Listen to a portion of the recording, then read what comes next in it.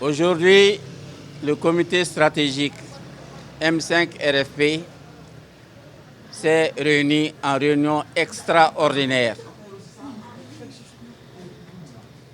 C'est autour de l'événement qui s'est produit hier.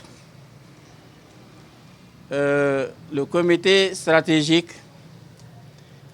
n'a pas été content du comportement des policiers par rapport à l'arrestation du commandant de la force.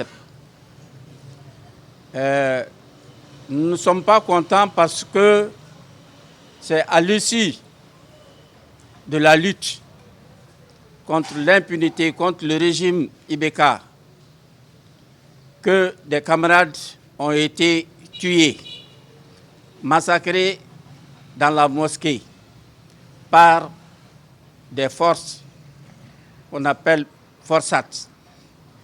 Et aujourd'hui, nous remercions la justice sur la demande de tout le peuple, parce qu'un pays sans justice n'est pas un pays.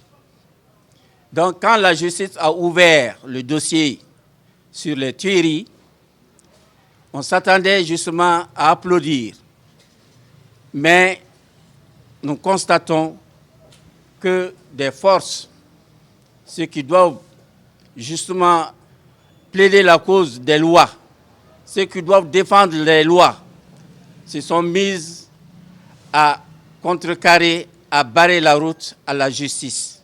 Nous félicitons notre justice. Seulement que le commandant a été arrêté, que des policiers sont sortis hier pour pouvoir défoncer les portes de la prison centrale afin de libérer le commandant. Celui qui a été le commandant des forces de tuerie.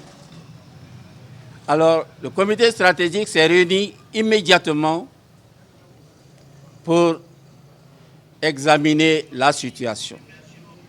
Nous venons de terminer cette réunion à laquelle nous avons pris des décisions. Ces décisions, c'est des décisions pour veiller sur la suite des événements. Nous ne sommes pas d'accord à ce que le commandant soit relâché. Il faut que le commandant retourne à la prison.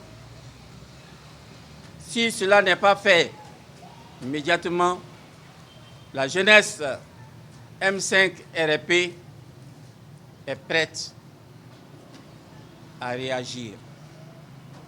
Le comité stratégique également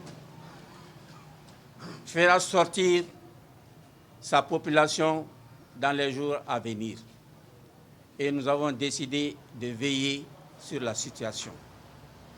Nous veillerons sur la situation. Nous ne sommes pas d'accord à ce que des camarades soient tués et que cela se passe ainsi. On ne peut pas être d'accord avec ça. Donc, nous sommes entendus sur des dispositions et ces dispositions, nous allons les mettre en pratique dans les jours à venir. Tout le monde est mécontent parce qu'il n'y a pas de justice si cela continue. Si cela continue, l'État du Mali va être autre chose que l'État que nous avons connu dans les temps passés.